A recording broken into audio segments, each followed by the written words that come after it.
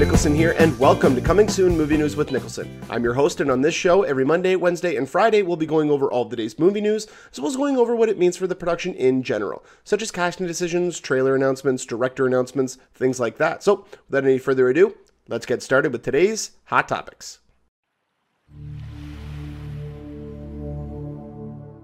Universal Pictures has released the first official trailer for their upcoming Jurassic World, which will be the fourth installment in the Jurassic Park series. And I gotta tell you, I am one of the people out there who absolutely loved this trailer. I know, and I don't understand why there's a lot of backlash about this trailer. Some people are saying that, you know, they don't like Chris Pratt in a serious role. Some people are saying that they don't like it when trailers show unfinished special effects. Well, I mean, almost every special effect in the movie is not finished until the movie actually comes out, because they are working on it up until about 2 weeks before the film actually is unveiled to everybody. So there are always going to be unfinished special effects in movie trailers. But other people have just been saying about how they don't like the genetically modified dinosaur and all this stuff. And I really don't understand it, because this, to me, if you are going to continue the Jurassic Park storyline, or at least continue on with new stories in that world, this is the next logical step. I mean, if you look at it, they have to make it so that the park's open. Okay, and I love that idea. I love that this is a whole new version of what we've already got. It's a reimagining almost. They've been able to do a remake of the franchise while still adhering to the continuity that the other movies have already created. So there's a lot of positives about this. But one of the biggest factors that a lot of people have a problem with, and this to me was the most badass part of the trailer, was the raptors running alongside Chris Pratt on his motorcycle. And to me, like, I started thinking about it, and in the trailer, they almost give you the reasoning behind that. Because Bryce Dallas Howard, in her voiceover in the trailer, says, "We have learned more about genetics in the last 10 years than in the last 100 years digging up bones." So that to me means that they have figured out a way to genetically enhance the dinosaurs that they already have, so that they're not going to attack people, or that is not something that they're supposed to attack. You know, not necessarily that they're trained to be their pets, but, you know, like, it would be dinosaur on dinosaur, or this D-Rex against people. It's not going to be like velociraptors breaking out and Dilophosaurus breaking out and all that kind of stuff and eating people. Although that might be a part later on in the film, because there's a couple of little Easter eggs in the trailer. One of which was, there's a shot when Chris Pratt says to Bryce Dallas Howard's character, "Evacuate the island." And she turns around. Behind her on the screen is a map of the island, and the very top section says restricted area. So there's been a lot of speculation as to whether or not that is the location of the part of the original park, whether or not that's where the Tyrannosaur paddock was, whether or not that's where the Dilophosaurus was, you know, anything like that, and that there might still be sections of the island that dinosaurs are still running free. The ones that they have not been able to genetically modify. Maybe even they'll show the T-Rex up there. I mean, we still don't know. But there's just so much in this trailer. But I think that yeah, they've genetically modified them so that they will not harm humans. And this D-Rex, who in the trailer, there's the shot where they're looking up at the wall and there's all the claw marks and stuff. But later on in the trailer, you see Chris Pratt's character being chased by the D-Rex, and you can only see like the hands of it, and you can see the feet. But it's the same paddock. It's the same area that he was just in talking to that guy. So that leads me to believe that this dinosaur is in fact made up of the previously released information that we got, which is he has the ferocity and size of a T-Rex, the intelligence of a velociraptor, the jawbone of a snake, so that it can not only dislodge, but there's also been theories that it can actually separate as well. But then also the camouflage capability of a cuttlefish. And this leads me to believe that that is actually fairly accurate, because why would they be in that paddock if they could not find it, and then all of a sudden it, you know, it uncamouflages and eats a guy and then starts chasing Chris Pratt's character? I mean, there's so many possibilities about this, and this is just a teaser trailer. But, I mean, I was completely floored and wowed when I watched this, because this is what I wanted to see with the next version or the next iteration of this story. These are the elements that I wanted to see. I wanted to see aquatic dinosaurs. We're getting that. We don't know what level they're going to be in the movie, if it's just going to be in that one sequence or if we're going to see them later on.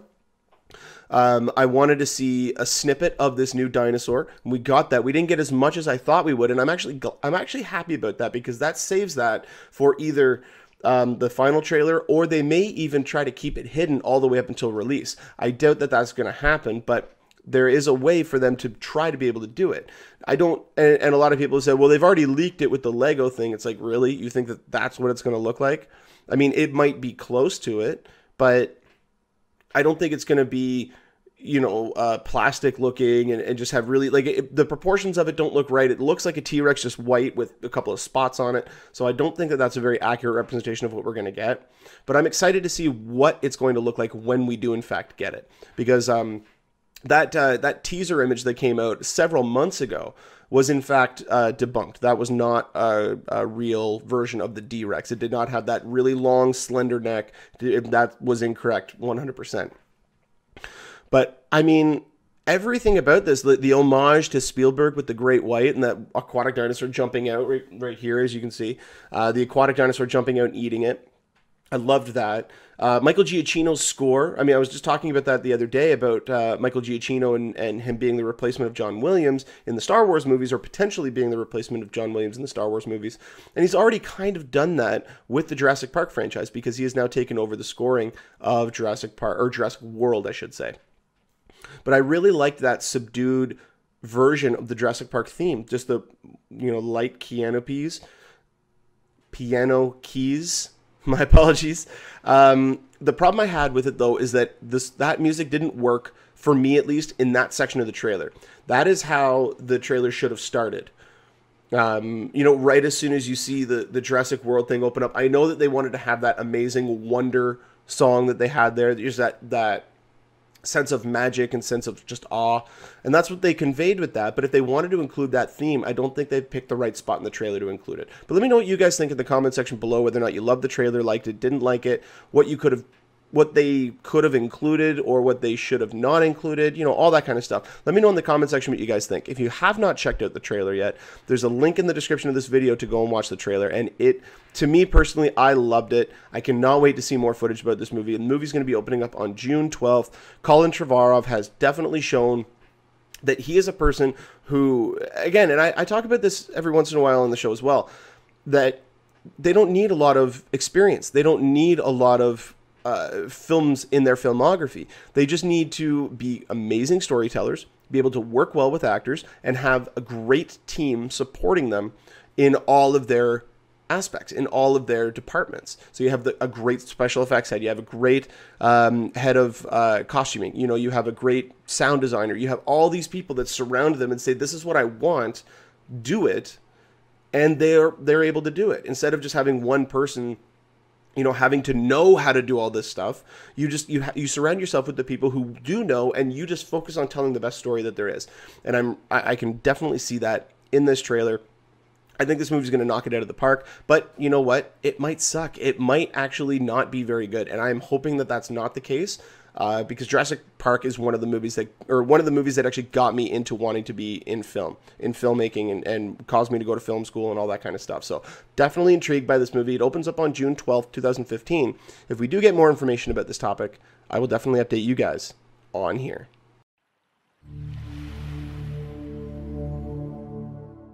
The search for a director for Wonder Woman is over. Warner Brothers has settled on Michelle MacLaren, who is a director. This is going to be her first feature film that she's going to be directing, but she's done several episodes of Game of Thrones, Walking Dead. She was a producer on Breaking Bad. She even did episodes of The X-Files when that was still on. I mean, she has such a diverse filmography, especially working in high-concept television, which is, especially looking at shows like Walking Dead, Game of Thrones, and Breaking Bad, those are almost cinematic in nature. They are the concepts of the show, the storylines of the show are very reminiscent of a feature film. They're just a little bit shorter.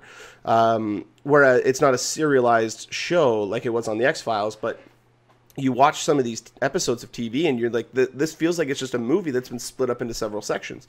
So I'm really happy with this. I said on my previous episode when I talked about Wonder Woman, them looking for a female director, I said the likely candidate, or the most wanted candidate, was Catherine Bigelow, but I would have liked to have seen somebody like Mimi Leder, just because of how she's handled other projects like Deep Impact and things like that. But Michelle MacLaren is definitely an amazing choice to handle this. I really think she's going to bring a lot to this story.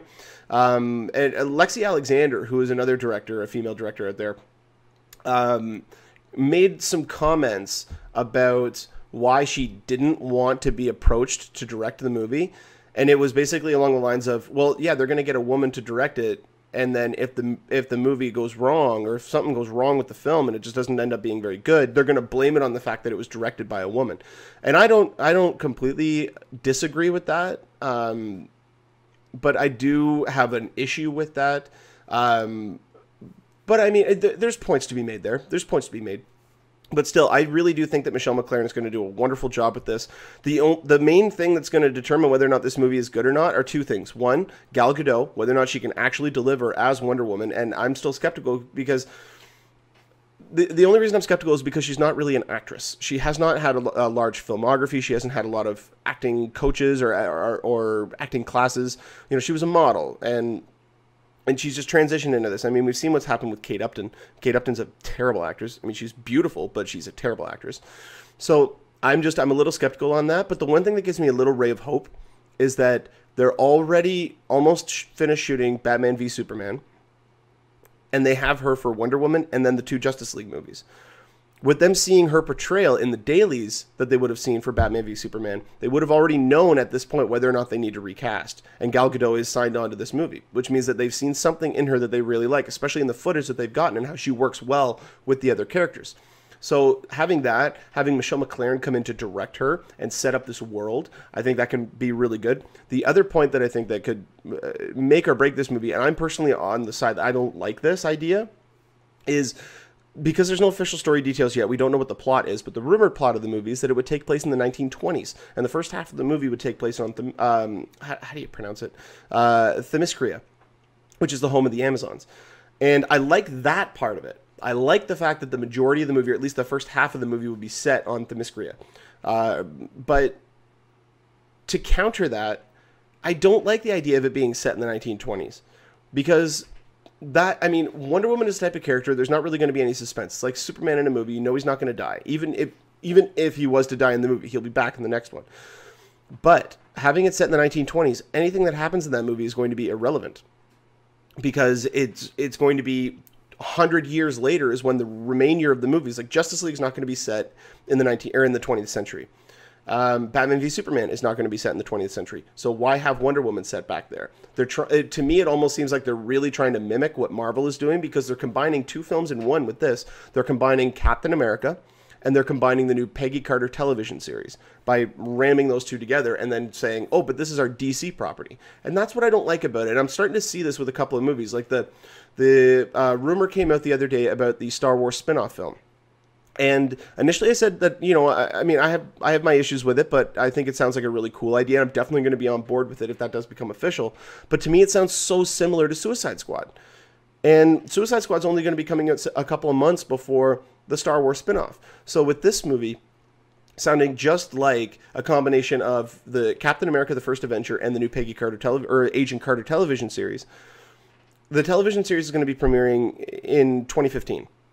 We're getting this movie 2 years later, so it's going to be a little bit afterwards, but people are already going to be well aware of that, because Marvel, all of their TV shows and all of their movies are all interconnected. Very similar to what DC is trying to do with the majority of their films. But it, to me, just sounds like, well, that worked for them, so let's do that. That's what I'm taking away from it. Now, I may be just looking at this through tunnel vision or something, or whatever the case is. If you guys have a different perspective on this, on how this could work, on whether or not, because they said that this one would take place in the 20s. Wonder Woman 2 would most likely take place during World War II. And then there was a hint about Wonder Woman 3, but I can't remember exactly what that was. But to me, I don't like that unless it's going to be featured in flashbacks. If there's going to be flashback sections of the movie that will take place in the 20s, that to me works. I like that. Because the core storyline is set in present day. It's set with the through line of the other stories that are being told in this interconnected DC Justice League universe. And I don't like separating everything, because then what's the point of having it be interconnected? Having said all of that, we don't know officially that all of these movies are interconnected. I mean, with Wonder Woman being in Batman v Superman, her movie is going to be interconnected in some fashion. Whether that's bookends, and then the storyline actually takes place in somewhere else. But there's been a lot of speculation about Shazam, because that's going to be a New Line production, and that's not going to be a part of the DC Cinematic Universe.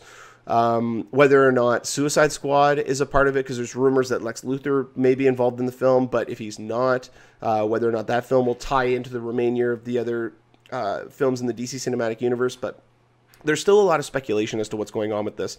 We do know, however, that Zack Snyder, Deborah Snyder, and Charles Roven, the producers of both Man of Steel and Batman v Superman, will be producing this film as well. And McLaren will be developing the script, not just directing based on somebody else's script. She will be working on the script and developing that character in her standalone film.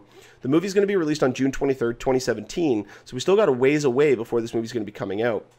But again, let me know what you guys think in the comment section below about this news. Not just about McLaren directing, because I think that's just a wonderful idea.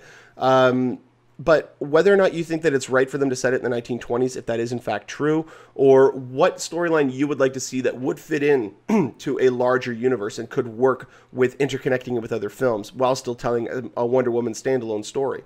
So let me know what you guys think in the comment section below. The movie's going to be opening up on June 23rd, 2017. If we get more information about this topic, I will definitely update you guys on here. This is a project that's been talked about for a long time. Several years they've been talking about doing a sequel to Blade Runner. And while I did enjoy the original film, especially at the time frame that it came out in, I really like the director's cut a lot more than I like the original. But I don't see where they can go with the sequel. I mean, it was such a self-contained story. I mean, you could further explore this world, but I don't know if it would be a Blade Runner sequel, because the replicants have been dealt with, at least for the most part. At least the Renegade ones have been dealt with, and there was always the question of whether or not Deckard was in fact a replicant. But that to me isn't ripe material for a full feature-length film to continue that on with. Now, Ridley Scott has been very vocal about this project, especially over the last couple of months, saying that it is one of the 2 projects that he's working on next. So he's got Exodus coming out at the end of this year. He is, I think, either he's already started filming or he's about to start filming The Martian with Matt Damon and several other amazing, talented actors. And that movie is going to be coming out, I believe, in either October or November of 2015. And then the one that everybody's been thinking of after that was Blade Runner 2. Blade Runner 2 would be his next film. Well, he's actually come out and stated that he is not going to be directing the film. He will only be producing it. That right there has lowered my curiosity about the project. One of the only reasons I was curious about it was because Ridley Scott was fascinated in revisiting this tale and seeing where you could go further. The other one was Prometheus 2. He's working on Prometheus 2 as well, and I think he's decided to direct that one. That's just speculation on my part. Nothing's been officially talked about with that, but I think he had so much fun making Prometheus. He really liked that storyline and where that story could go, and he's been actively developing that film as well. I think that's what he's going to direct after The Martian. But with Blade Runner 2, he did come out and say that, he confirmed Harrison Ford's involvement in the movie. He did say that Deckard will be an integral part of the movie, and it's about finding him, but Harrison Ford will only be in the 3rd act. So he's still going to be featured in the movie, and they're going to be referencing his character a lot throughout the film, but he's only going to be featured in the final 20-30 minutes of the movie. And that to me is okay. Well, I don't know how that can work as a sequel. Like, I don't know what storyline can they come up with to make it an actual sequel instead of it being just another sci-fi film that was relabeled Blade Runner 2 in order to work as a sequel. So I just don't know. I don't know where this could go. I was hoping that he would elaborate a little bit more on that, because it's so, okay, it's about finding him. Okay, why do people need to find him? Is he a replicant? Are they going to answer that question? Because that's one of the things I think that works so well with the first movie was it was left ambiguous. He didn't give us the answer. It was like the spinning top at the end of Inception. It's whether or not you feel that he is, and based on the information that you are presented, you can make your own conclusion. And that was how I took Blade Runner. It was, is he a replicant or is he not? And personally, I'm still undecided. I don't know whether or not he was. I'm leaning towards that he was, but I'm still undecided on that. But the thing to me is, what's it going to be about? You know, what's the storyline? Let me know what you guys think in the comment section below. If you guys have any ideas of where the storyline could be continued on from, what it could be about, what main characters could be, and if it's anybody from the original film outside of Harrison Ford's character, where could they go with that? Production is set to begin sometime early next year, most likely around the spring, but there is no release date set. There hasn't even been a director announced. Like, Ridley Scott now just came out and said, I'm just producing it. But if they're going to start filming next year, do they already have the director? Because I would like to know if they announce somebody, like, let's just say Neil Blomkamp is directing Blade Runner 2. I think everybody would go, huh, okay, I'm intrigued now, because that Blade Runner is a series that would really work in Neil Blomkamp's wheelhouse. I think he could do something really cool with that, as long as he doesn't have the same looking robots again. But yeah, let me know what you guys think in the comment section below about Blade Runner 2. Whether or not A, you think it's necessary, B, whether or not you think it's going to be very good, or C, what are your ideas for a follow-up? What could they do? Because I'm at a standstill. I don't know what they could do. So let me know what you guys think in the comment section below. Like I said earlier, there is no release date set, but if we do get more information about Blade Runner 2 or any further developments on that, I will definitely update you guys on here.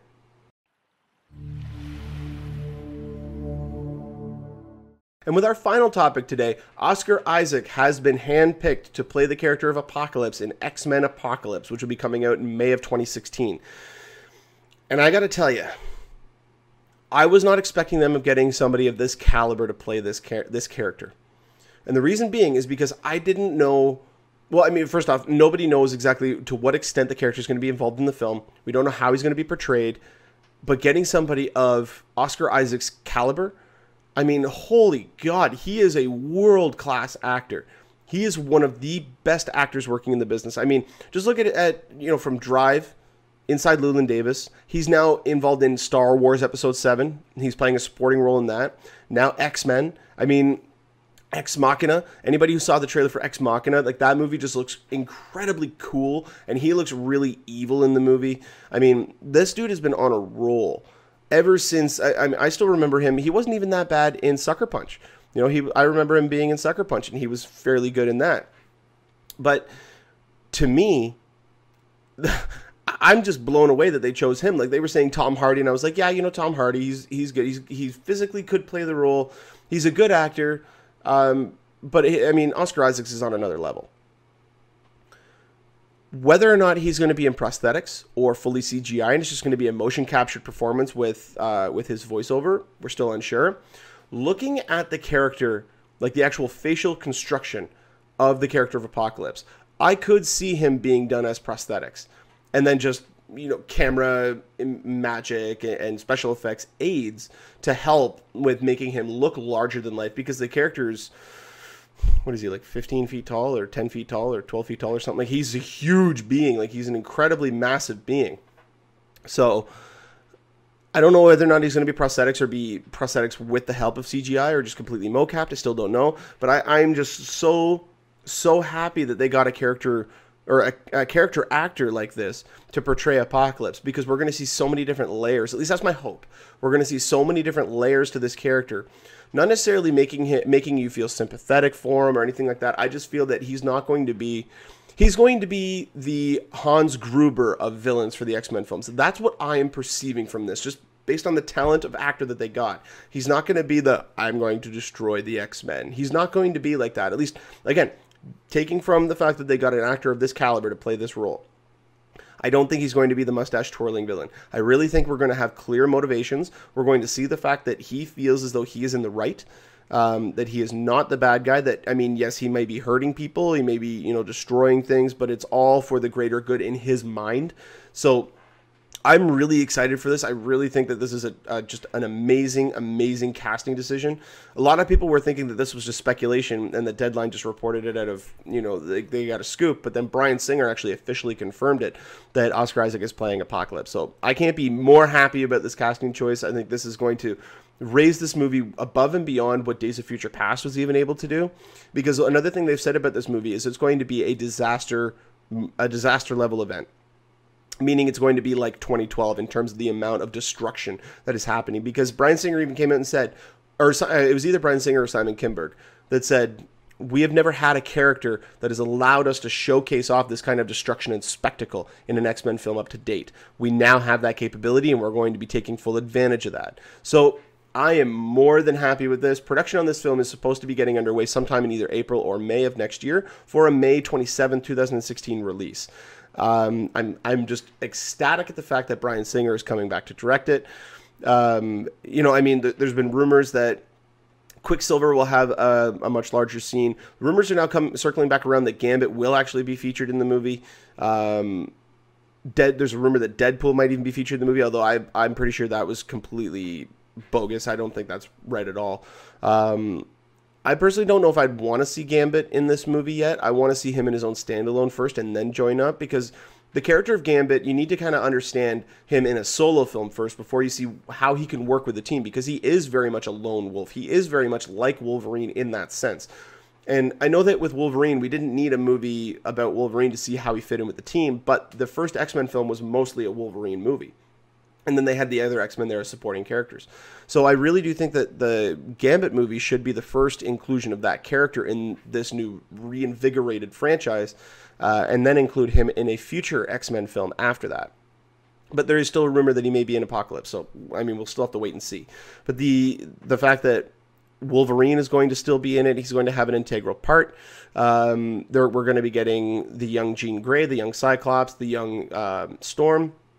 Also bringing back Magneto and Mystique and all the characters that we love, Beast, all the characters that we love from all the other films.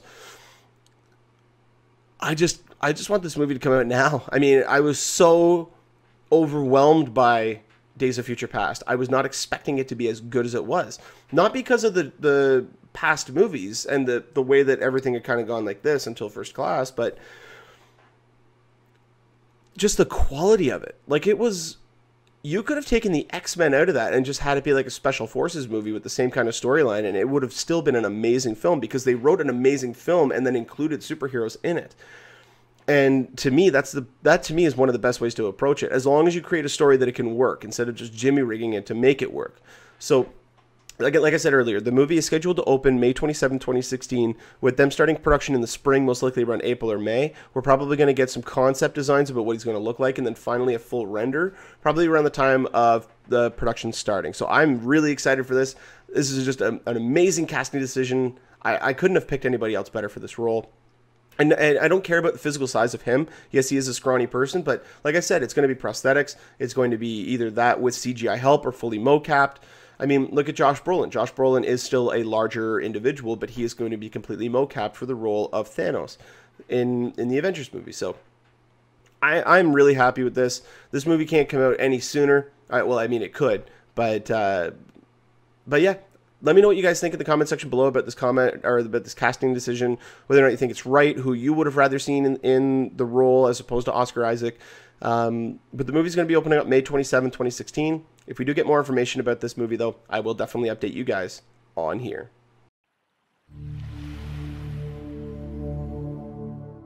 Well, that'll about do it for us here on Coming Soon Movie News with Niklsun. Thank you so much for watching. You guys have been a great audience. Go ahead and click the subscribe button there in the bottom corner. You can get updates whenever we post a new video. You can also follow me on Twitter at Niklsun, Niklsun, for all of your movie updates. And go ahead and give us a like on our Facebook page at facebook.com/Movie News with Niklsun. Now, in every Friday episode, I'll try to get to as many comments as I can. But if you do have any comments or questions that you'd like to have discussed on the show, go ahead and put a comment in the comment section, or email us at movienewswithniklsun, Niklsun, @gmail.com, and we'll try to get to as many as we can on every Friday episode. But until next time, you guys enjoy the rest of your day. Take care.